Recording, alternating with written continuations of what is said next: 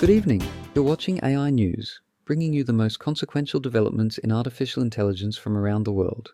Tonight we have news spanning big tech investment, chips and infrastructure, autonomous robots on city streets, cybersecurity, government hiring, and the everyday risks of AI systems deployed in public settings. Let's begin. Amazon in talks to invest about $10 billion in OpenAI. Amazon is reportedly in discussions to invest around $10 billion in OpenAI, in a deal that could value OpenAI at more than $500 billion, according to Reuters reporting. What makes this notable is not simply the size. It signals a potential reshaping of the AI platform landscape, where funding, compute, and distribution channels are increasingly negotiated together. Reuters notes the talks are very fluid, and any outcome could still change. A key strategic angle here is hardware. The reporting indicates OpenAI may make greater use of Amazon's Trainium chips, positioning Amazon as not only a cloud provider but also a more direct competitor in the AI silicon stack, alongside NVIDIA and others. If this proceeds, it also raises questions about how the AI ecosystem fragments or consolidates, who supplies the chips, who hosts the models, and who controls distribution to enterprise customers.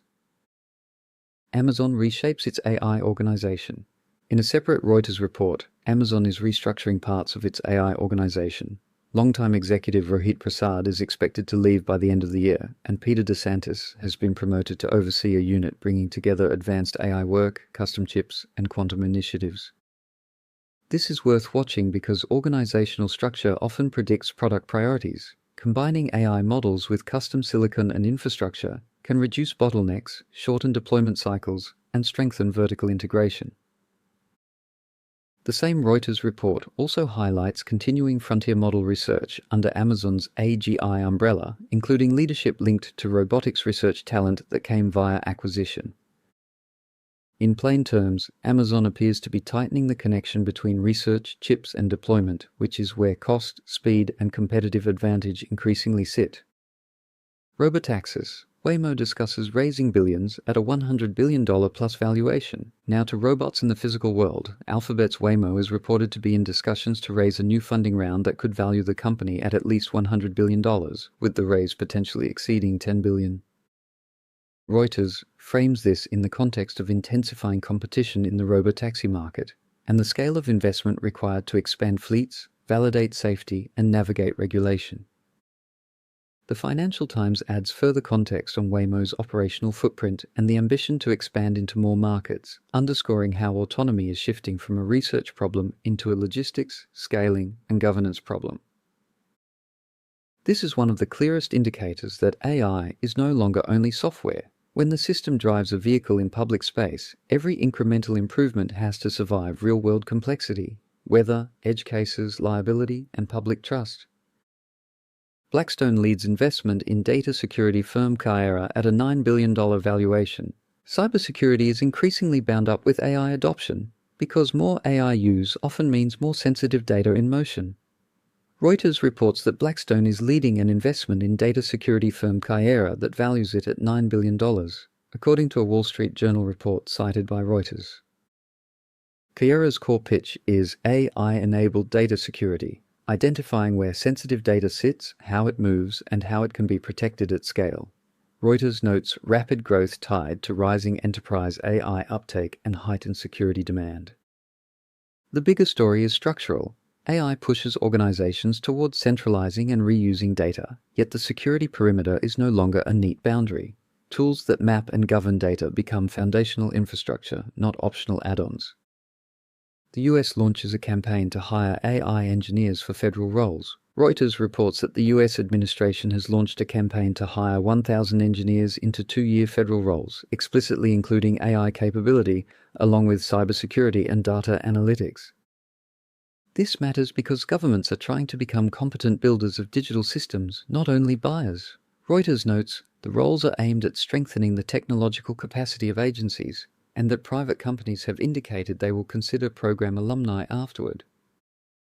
Coverage from The Verge highlights the political and institutional tension. Hiring outside talent can accelerate modernization, but it can also create conflicts of interest where participating companies are simultaneously contractors and talent pipelines. For AI governance, public sector capacity is a major issue. Regulation is only as strong as the state's ability to evaluate systems, audit outcomes, and understand risk in operational terms. AI boom, seen lifting chip-making equipment sales to $126 billion in 2026. The AI race is also a manufacturing race. Reuters reports that SEMI forecasts global sales of chip-making equipment will rise about 9% to $126 billion in 2026, and then rise again in 2027, driven by expanding demand for logic and memory chips used in AI.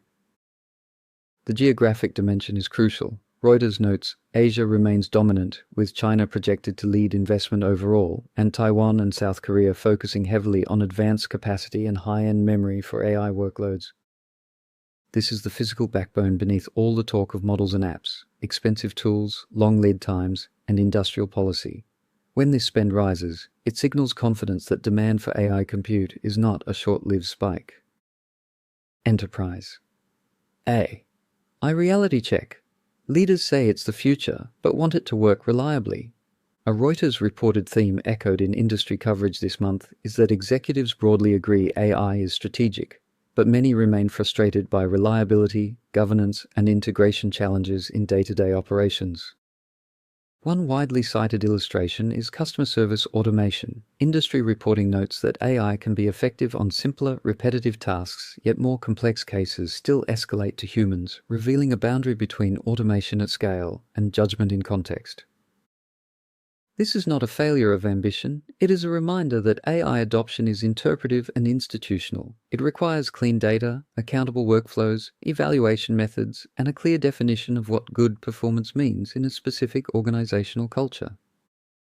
The core question in 2026 may not be, can we deploy AI, but can we prove it is improving outcomes without creating new operational risk? Energy sector, SLB and Shell partner on agentic AI tools.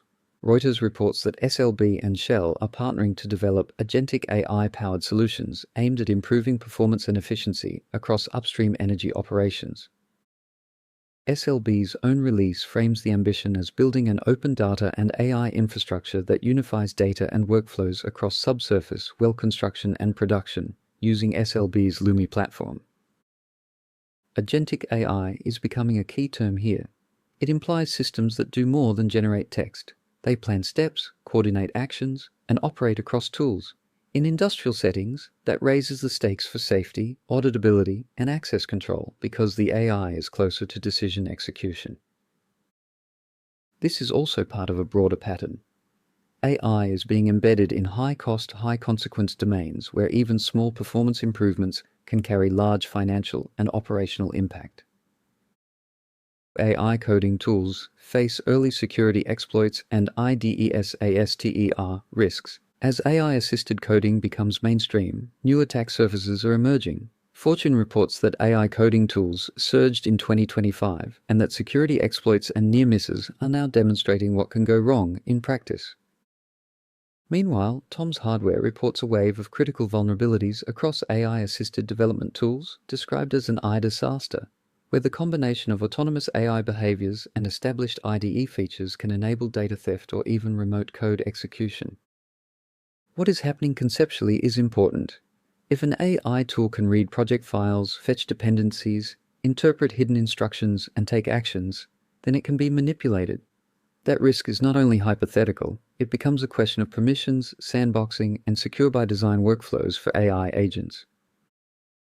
The takeaway for organizations is straightforward. Treat AI coding assistants as powerful automation with real privileges, and adopt security controls that assume the assistant can be tricked.